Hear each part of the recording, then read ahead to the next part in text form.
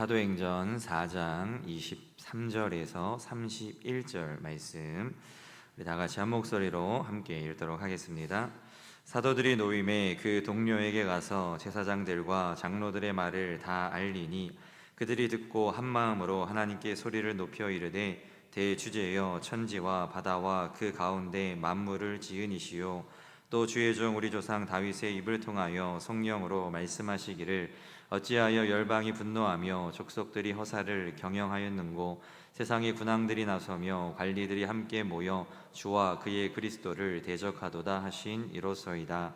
과연 헤롯과 본디오 빌라도는 이방인과 이스라엘 백성과 합세하여 하나님께서 기름 부으신 거룩한 종 예수를 거슬러 하나님의 권능과 뜻대로 이루려고 예정하신 그것을 행하려고 이 성에 모였나이다. 주여 이제도 그들의 위협함을 굽어보시옵고 또 종들로 하여금 담대히 하나님의 말씀을 전하게 하여 주시오며 손을 내밀어 병을 낫게 하시옵고 표적과 기사가 거룩한 종 예수의 이름으로 이루어지게 하옵소서 하더라. 빌기를 다함에 모인 것이 진동하더니 무리가 다 성령이 충만하여 담대히 하나님의 말씀을 전하니라. 아멘. 할렐루야. 아멘.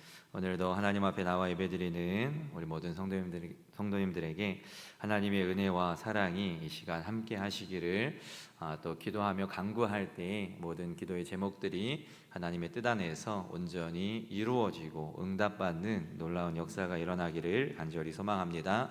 아멘. 구약성경 사무엘상 17장을 보면 소년 다윗이 블레셋 장군 골리앗과 싸우기 위해 나갈 때 이제 사울 왕이 걱정되어 다윗에게 물어보는 장면이 나옵니다. 이렇게 물어보죠. 너는 아직 소년이고 나이도 어린데 어떻게 그와 싸울 수 있겠느냐? 그랬더니 다윗이 이렇게 대답하죠. 제가 전에 아버지의 양을 칠 때 사자나 곰이 와서 양의 새끼를 물어가면 내가 쫓아가서 따라가서 그것을 치고 그 입에서 양의 새끼를 건져내었고 그것이 일어나 나를 해하려 하면 내가 그 수염을 잡고 쳐 죽였습니다. 제가 사자와 곰도 쳤은즉 살아계신 하나님의 군대를 모욕한 이 할례받지 않은 블레셋 사람이리까 하고 다윗이 사울 왕에게 대답을 하게 되죠. 다윗은 자신이 지난날 경험한 하나님의 능력을 근거로 자신이 체험하고 자신과 함께 하시는 자신이 경험한 그 하나님의 능력을 근거로 골리앗에게 나아갔고 그 하나님과 함께함으로 그 골리앗과 싸워 이기게 되었죠. 예배는 찬양과 기도가 있고 말씀이 있고 봉헌이 있습니다. 거기는 하나님을 섬기는 일 외에 또한 성도와의 교제, 성도와의 나눔도 있는 것이 바로 예배이죠. 그러나 예배를 온전히 드리게 하는 가장 중요한 것은 바로 하나님과 함께하는 진실한 경험입니다. 나의 찬양과 기도가 하늘에 상달되는 경험, 나의 예물이 연락되는 경험, 하늘이 열리고 하나님의 음성을 듣는 경험이 있어야 하는 것이죠. 그 진실한 경험이 우리의 예배를 더욱 능력 있게 하고 그 안에서 힘을 얻게 만들기 때문입니다. 영국의 목사이자 소설가인 킹슬리가 화가인 윌리엄 터너의 화랑에 갔을 때 일입니다.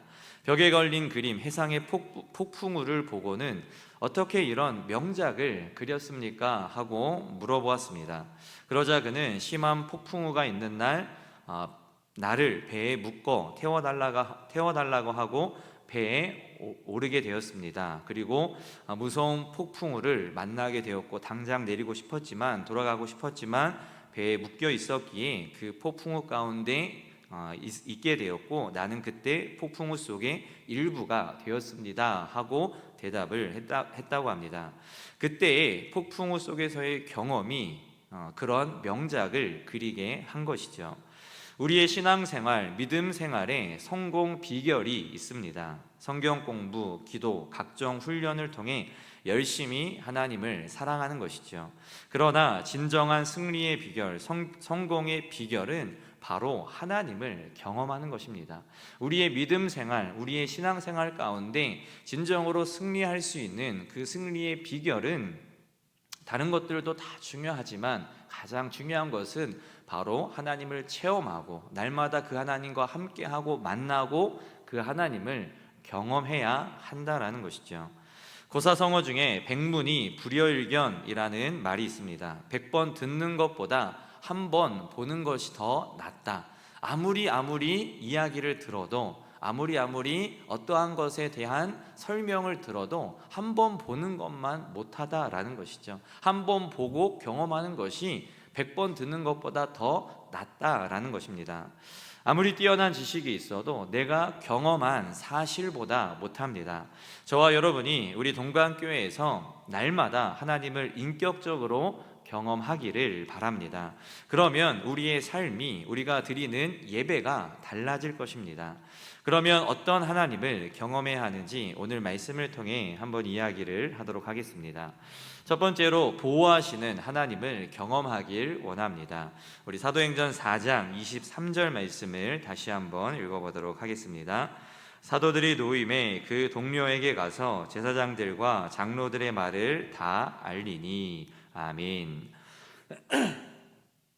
구약성경 시편 91편 1절부터 3절을 보면 이렇게 기록을 하고 있습니다. 지존자의 은밀한 곳에 거주하며 전능자의 그늘 아래에 사는 자여, 나는 여호와를 향하여 말하기를 그는 나의 피난처요 나의 요새요 내가 의뢰하는 하나님이라 하리니, 이는 그가 너를 새 사냥꾼의 올무에서와 심한 전염병에서 건지실 것이미로다. 아멘.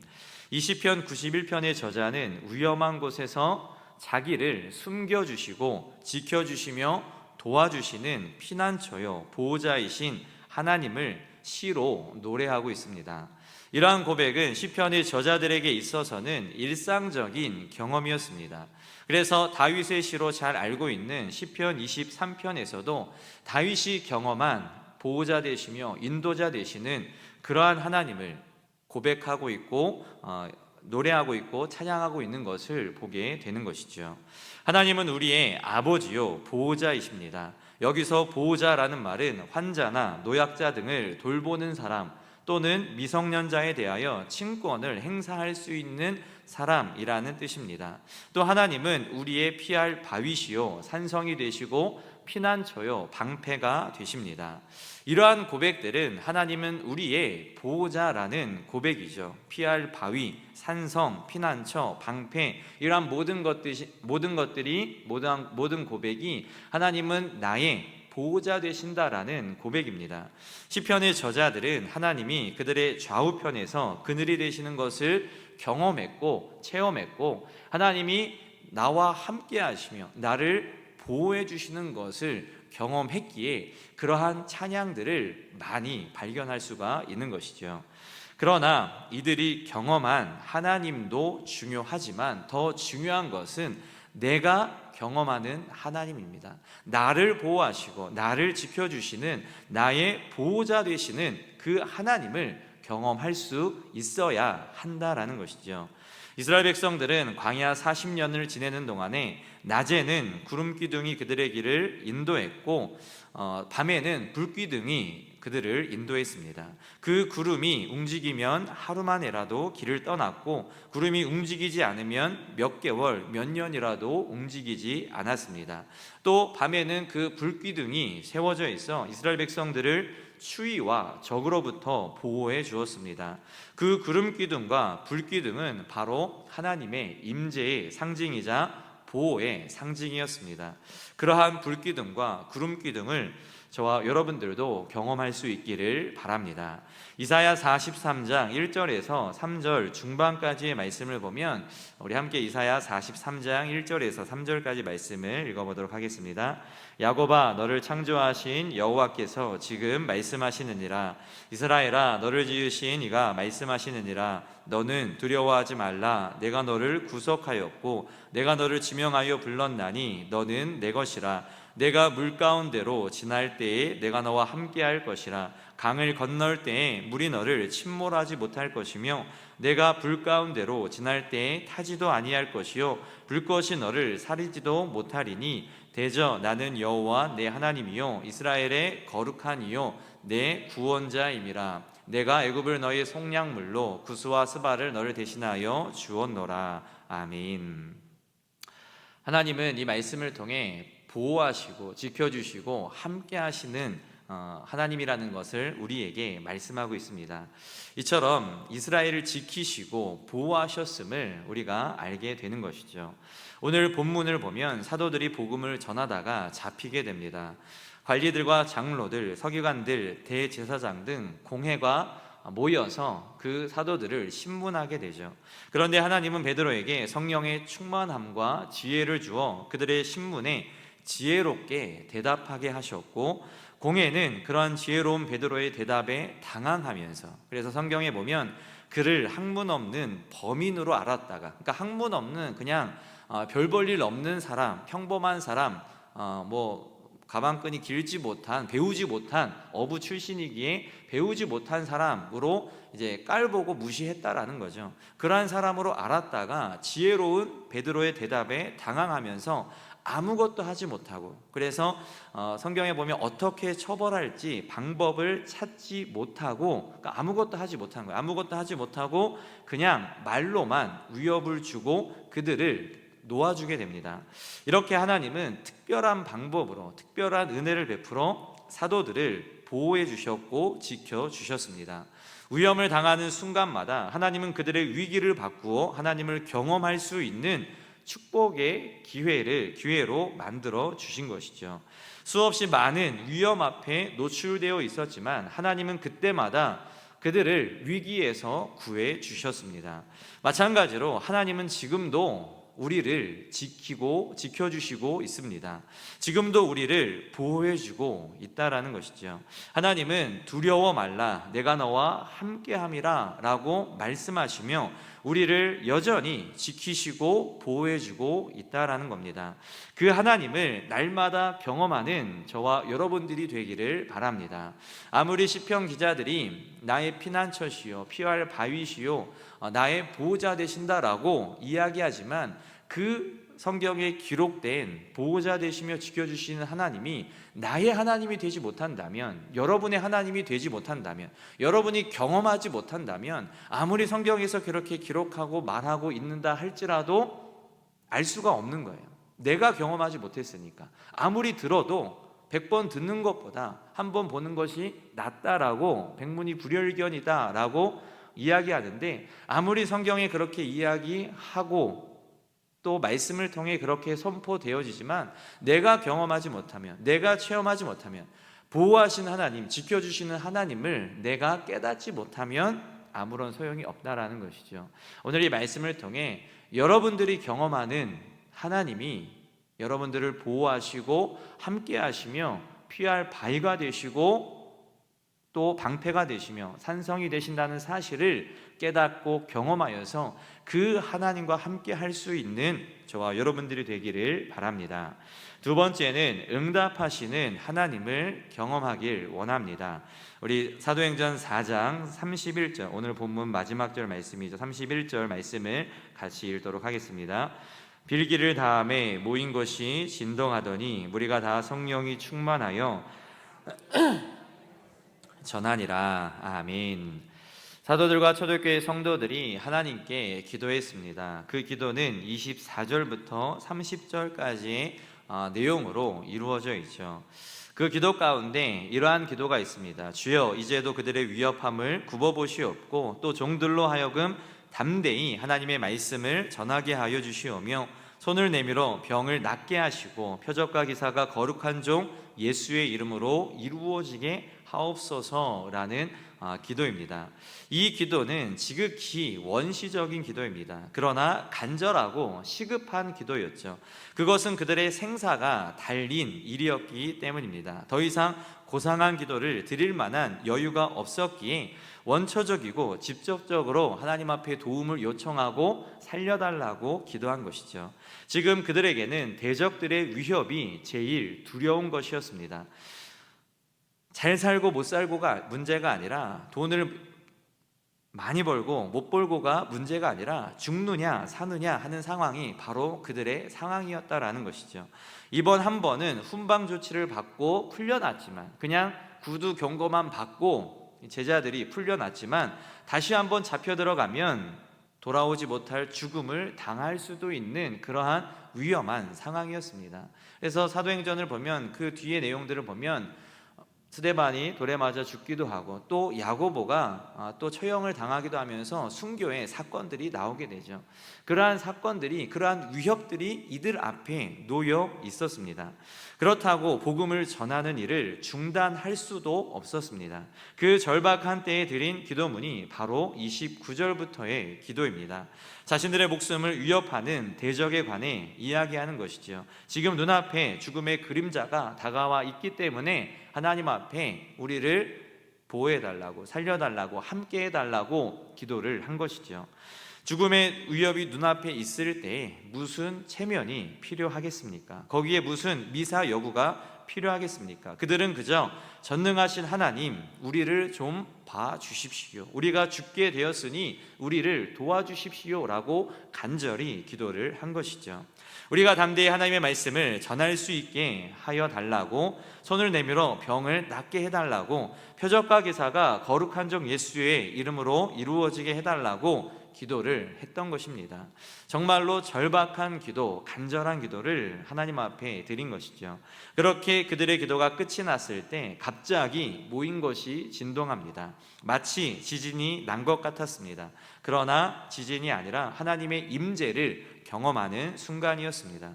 그러더니 그들에게 성령의 충만으로 응답이 되었습니다. 이제까지 두려워하던 저희들의 마음에 담력이 생겼던 것이죠. 강하고 담대한 마음이 생겼습니다. 용기가 생겼습니다. 그런 후에 이들은 죽음의 공포에서 벗어나 담대히 하나님의 말씀을 전했습니다. 이것이 바로 하나님께서 이들에게 주신 응답이었습니다. 우리 교회 성도들에게도 이러한 응답이, 이러한 성령의 충만함이, 이러한 성령의 능력이, 이러한 강하고 담대함이 생기기 바랍니다. 기도 중에 가장 행복한 순간이 언제입니까? 바로 응답의 순간입니다. 1년을 기도했든 한 달을 기도했든 응답의 순간만큼 행복한 때는 없습니다. 그래서 우리가 응답받으면 기뻐서 간증을 하게 되죠. 내 주위 사람들에게 이야기를 하게 되죠. 내가 이러한 문제로 기도를 했는데 하나님이 이렇게 이러한 방법으로, 생각지 못한 방법으로, 전혀 예상치 못한 방법으로 응답해 주셨다, 말씀해 주셨다라고 고백을 하는 이유가 뭡니까? 너무 기쁘기 때문이에요. 하나님의 응답이 너무 기쁘기 때문에, 하나님이 나를 들어주시고 사랑해 주시고 함께해 주시고 응답해 주신다는 그 사실이 너무나도 기뻐서 그러한 고백들을 하는 것이죠. 그 응답의 순간만큼 행복한 때는 없을 것입니다. 무엇이 우리의 기도를 더 강하게 합니까? 응답이 그렇게 하는 것이죠. 누가 우리의 신앙생활에 더 활력을 불어 넣습니까? 응답이 그렇게 해준다는 것이죠. 신앙생활 중에 가장 많은 간증은 바로 기도 응답의 간증입니다. 여러분들도 열심히 기도하여서 많은 응답 받으시길 바랍니다. 초기 신앙 공동체는 매일 연속적인 기도 응답을 경험했습니다. 그래서 사도행전 2장에서 다 같이 한 곳에 모여 기도에 힘쓸 때에 120명의 제자들이 성령의 충만함을, 성령의 임재를, 성령 강림의 응답을 받았습니다. 또 사도행전 11장에 보면 고넬료가 기도할 때 베드로를 청할 것을 응답받았고, 12장에 보면 베드로가 감옥에 갇히자 온 교회가 이를 위해 기도했을 때에 하나님이 사자를 보내서, 천사를 보내서 베드로를 감옥에서 꺼내주는 놀라운 응답, 즉각적인 응답을 받았습니다. 또 사도행전 16장에 보면 바울과 실라가 감옥에 갇혔을 때 하나님을 찬양하고 기도하게 되죠.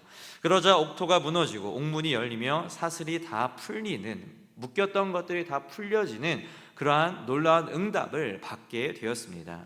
이러한 응답이 초기 기독교 초대교회에 나타났던 응답의 역사였습니다. 매일 이러한 기도의 응답들이 나타났던 거예요. 이러한 응답을 경험하면서 이들의 믿음이, 초대교회 교인들의 그 공동체의 믿음이 더욱 강해졌던 것이죠. 그러자 또 기도하게 됩니다. 기도는 응답을 낳고 응답은 또 새로운 기도를 하게 되는 것이죠. 응답 받으니까 또 하나님 앞에 기도하는 거예요. 왜? 기도하면 하나님이 응답해 주시니까. 그렇게 기도하니까 또 응답을 받고, 응답을 받으니까 또 기도를 하는 것이죠. 우리가, 저와 여러분이 하나님 앞에 이러한 놀라운 기도의 응답을 경험할 수 있기를 바랍니다. 응답받아서 또 기도하고 또 응답받아서 또 기도할 수 있는, 계속 응답과 기도의 선순환이 이루어질 수 있는 우리 동강교회가 되길 바라고 여러분들이 되기를 바랍니다. 그리고 응답받은 이들이 어떠한 모습을 보였습니까? 응답받은 이들이 나가서 전도합니다. 살아계신 하나님, 역사하시며 응답하시는 그 하나님을 전한 것이죠. 하나님은 살아계신 분이다. 우리의 기도를 다 들어주시는 분이다. 다른 신들과는 다르다. 우리가 기도할 때 이러한 역사가 일어났고 이러한 응답의 역사가 일어났다. 그 하나님을 믿으라고 전도를 할 수가 있었던 것이죠. 동일한 일이 우리 교회에도, 여러분에게도 일어나기를 바랍니다.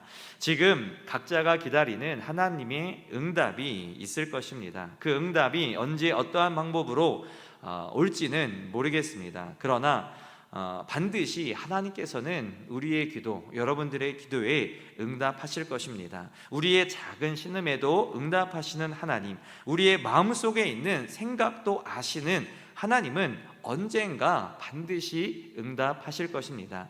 그 하나님을 믿고 기도할 수 있는 저와 여러분들이 되길 바랍니다. 또한 그 응답의 경험을 할 수 있는, 그 응답의 체험을 할 수 있는 저와 여러분들이 될 수 있기를 바랍니다.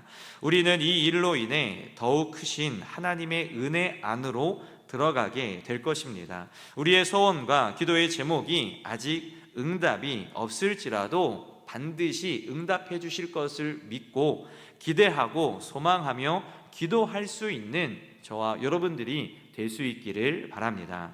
마지막으로 말씀하시는 하나님을 경험하기를 바랍니다. 오늘 우리가 읽은 본문은 아니지만 사도행전 2장 38절을 보면 이렇게 기록을 하고 있습니다. 우리 같이 읽어보도록 하겠습니다. 베드로가 이르되 너희가 회개하여 각각 예수 그리스도의 이름으로 세례를 받고 죄사함을 받으라. 그리하면 성령의 선물을 받으리니. 아멘. 가끔 대통령이 연설을 할 때가 있습니다. 중대 발표라든지 대국민 담화라든지 이렇게 이제 중요한 일이 있을 때 연설을 할 때가 있죠. 이러한 대통령의 메시지를 전달받는 방법에는 직접 듣는 방법도 있고 TV나 라디오의 언론 매체를 통해 듣는 방법도 있고 또 다른 사람의 이야기를 통해 듣는 경우도 있습니다. 이처럼 듣는 방법은 다 다르지만 모두가 다 대통령의 메시지인 것처럼 하나님의 말씀도 기록된 말씀인 이 성경을 통해서 우리가 전달받기도 하고 또 계시된 말씀, 선포된 말씀으로도 우리가 전달받기도 합니다. 또 때로는 환상을 통해서도 기도의 응답 가운데 그렇게 또 전달을 받게 되기도 하죠.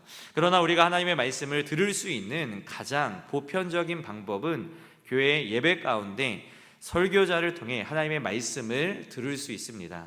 사도 베드로를 자기 집에 초청한 고넬료는 베드로가 하나님의 사자라고 생각하고 집에 들어오는 그에게 엎드려 절합니다. 그러자 베드로가 이러지 말라라고 하며 일어선 그는 베드로의 설교를, 베드로의 말씀을 전해주는 그 말씀을 하나님의 말씀으로 들었습니다. 그랬더니 베드로가 말씀을 전할 때 말씀 듣는 사람들에게 성령님이 임하게 되었죠. 이처럼 우리도 예배 때마다 전해지는 말씀이 하나님의 말씀이라는 믿음으로 들어야 합니다. 고넬료처럼 사모하는 마음을 가지고 어떠한 설교자가 말씀을 전하든지 그 말씀이 하나님의 말씀이라는 그러한 생각을 가지고 그러한 믿음으로 들어야 한다라는 것이죠. 그럴 때에 고넬료에게 거기에 모였던 사람들에게 성령이 임했던 것처럼 우리도 그러한 믿음을 가지고 그러한 마음으로 말씀을 들으면 하나님의 성령이, 그 능력이 우리 가운데 임할 것입니다. 강단에서 선포되는 말씀이 하나님의 음성이라고 믿는 믿음은 축복된 믿음입니다. 그러한 축복된 믿음을 가질 수 있는 저와 여러분들이 되기를 바랍니다. 그러한 분들은 하나님의 능력을 경험할 수 있습니다. 또 매일의 삶에서 성공하는 삶을 경험하게 될 것입니다.